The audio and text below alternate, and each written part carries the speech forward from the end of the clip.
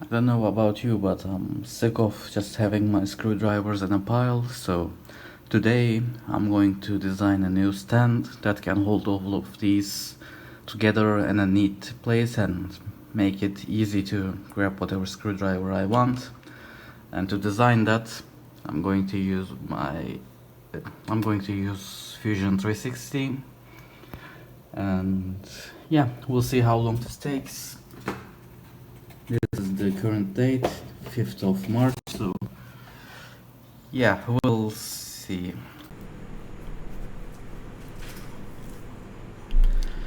So I didn't plan on this project taking this long, but finally I think I have the finalized design, and today is 18th of June, so yeah, again, this took way too long, but I'm planning on finalizing this thing and releasing the video tomorrow. We will see.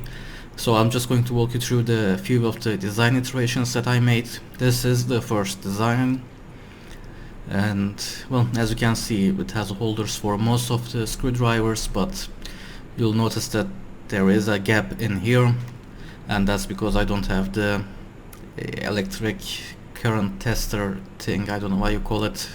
I don't have the hole for it yet. And on the back again, you'll notice some changes as well.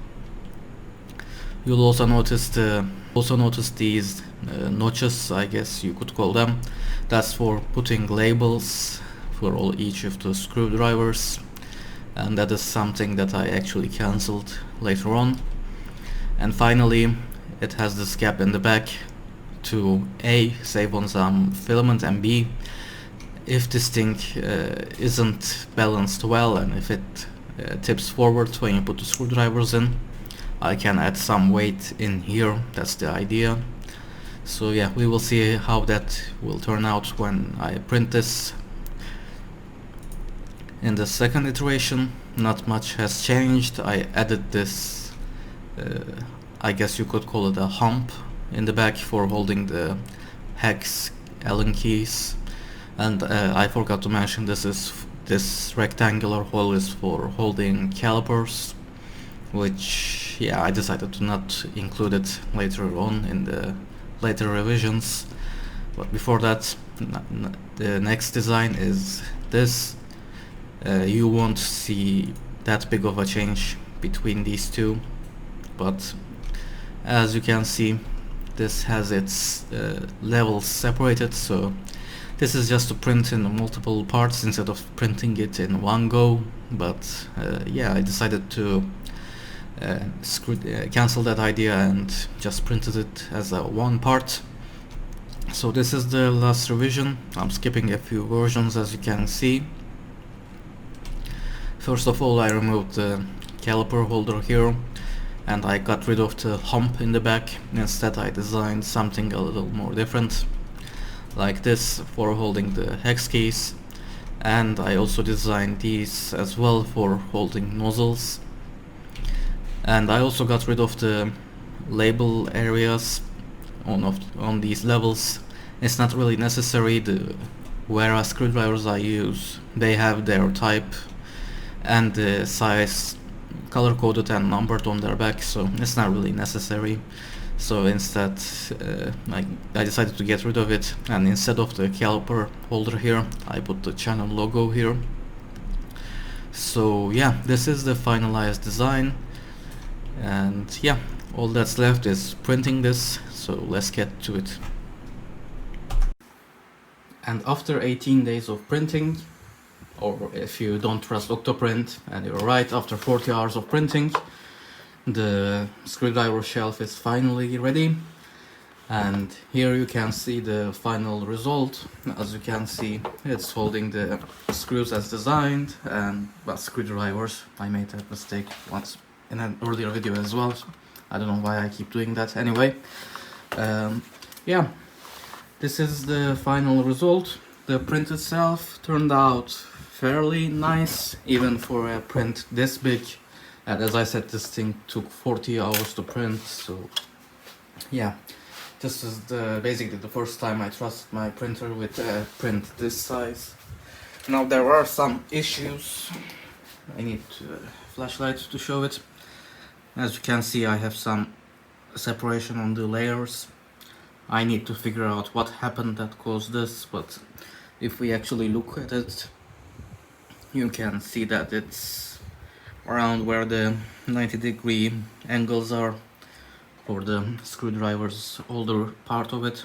So yeah, it probably has something to do with ABS shrinkage, would be my guess, because I printed this in ABS. But yeah, that needs further investigating. But yeah, overall it's still printed fairly nicely and it seems solid enough. Plus I was worried about the center of gravity with all of the screwdrivers in the front. Well, that doesn't seem to be an issue. Like, I can easily grab these and make sure this doesn't tip over to the front. The weight is centered properly. I'm not an engineer, so I couldn't really model anything, so I just eyeballed it in the design and it seems to work. And as I showed earlier in the design, there is a gap in here. That is so I can add weight somewhere in the back if the shelf decided to tip. It didn't, so it's not really important. And here, as again I showed this in the design, I have holders for my hex keys. And this is the only part that didn't turn out so well. Because this was printed in ABS, I wanted to account for shrinkage, and I did with the design for all of the holes, etc. But I couldn't do that with these because these are threaded to hold the nozzles.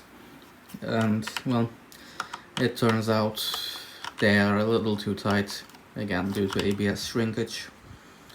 It's fine, I can probably just use a tap on it and widen those a little bit. The wall thickness should be good enough.